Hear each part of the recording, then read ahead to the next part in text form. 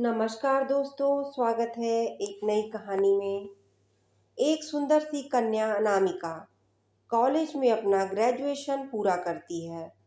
तभी उसकी मुलाकात एक लड़के राहुल से होती है। राहुल बहुत ही स्मार्ट और माता पिता का आज्ञाकारी बेटा है।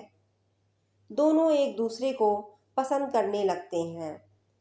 ग्रेजुएशन पूरा होते राहुल अपने शहर में जॉब करने लगता है और अनामिका भी एक अच्छी जॉब कर रही होती है। दोनों ने निर्णय लिया कि अब माता पिता से शादी की बात करने का वक्त आ गया है। लेकिन परेशानी यह कि दोनों की जाति अलग है। राहुल के समाज में दहेज बहुत जरूरी है, जो नगद के अलावा कई तरह के गिफ्ट और गहनों की मांग करता है। राहुल ने अनामिका को यह स्थिति स्पष्ट की और कहा, घर वालों को मनाओ।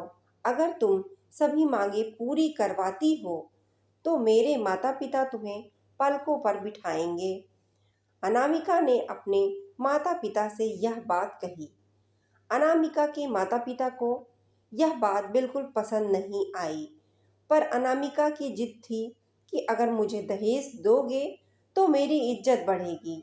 अनामिका के माता पिता सक्षम भी थे, बिना मांगे भी अनामिका को बहुत कुछ दे सकते थे, पर उन्हें इस तरह दहेज की मांग करने वाले लोग पसंद नहीं थे।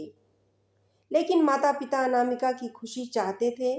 उन्हें डर था कि उनकी बेटी कहीं यह ना सोचे कि वो अपनी बेटी को कुछ देना ही नहीं चाहते। इसलिए उन्होंने सभी शर्तें मानी। शादी में राहुल को कार, फ्लैट, फर्नीचर के साथ 50 लाख नकद दिए गए। अनामिका को गहने भी दिए गए और सभी रिश्तेदारों को गिफ्ट और कपड़े भी। शादी बहुत धूमधाम से की गई, कोई कमी नहीं छोड़ी गई।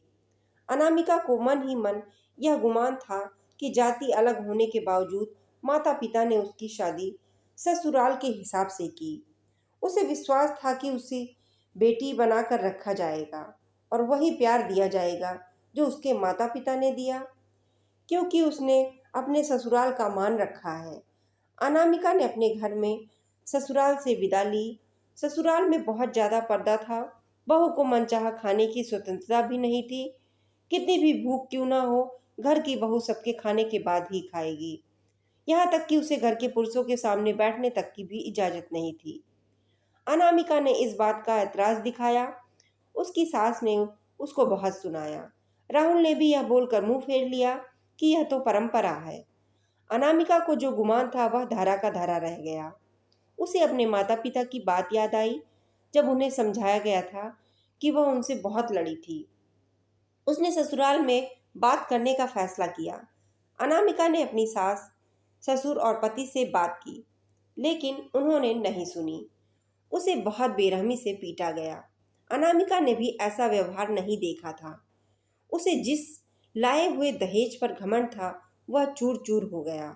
अनामिका को माता पिता से बात करने में भी शर्म महसूस हो रही थी और इसी कश्मकश में एक दिन अनामिका ने अपने आप को खत्म कर लिया। माता पिता को जब यह पता चला तो उन्हें अपनी गलती का एहसास हुआ कि वक्त रहते समझा दिया होता तो बेटी आज हमारे साथ होती। जो लोग दहेज पर बेटे की शादी करते हैं उनकी सोच हर तरह से छोटी होती है। जो बेटों को नीलाम कर देती है, वे किसी और की बेटी को कैसे अपनी बेटी बना सकते हैं। दहेज कभी खुशियों की चाबी नहीं बन सकता। यह बात सभी को समझनी होगी। इस दहेज प्रथा की कहानी में आपने पढ़ा होगा कि माता पिता ही नहीं, लड़की की सोच भी दहेज का समर्थन कर रही थी। कई बार लड़कियों को दहेज का बड़ा गुमान हो जाता है, पर जो लोग लोभी होते हैं वे कभी अच्छे नहीं हो सकते। यह बात सबको समझने की ज़रूरत है। यह कहानी जीवन में बहुत मायने रखती है। कई बार बड़ी से बड़ी डिग्री भी ज्ञान नहीं देती। एक छोटी सी कहानी जीवन बदल देती है। शिक्षापद कहानी को आधार बनाकर अपने बच्चों को जीवन का सच्चा ज्ञान दें। आपको कहानी कैसी लगी, कमेंट्स में अपनी राय जरूर शेयर करें। ऐसी ही दिलचस्प कहानियों के लिए हमें सब्सक्राइब करना ना भूलें। धन्यवाद।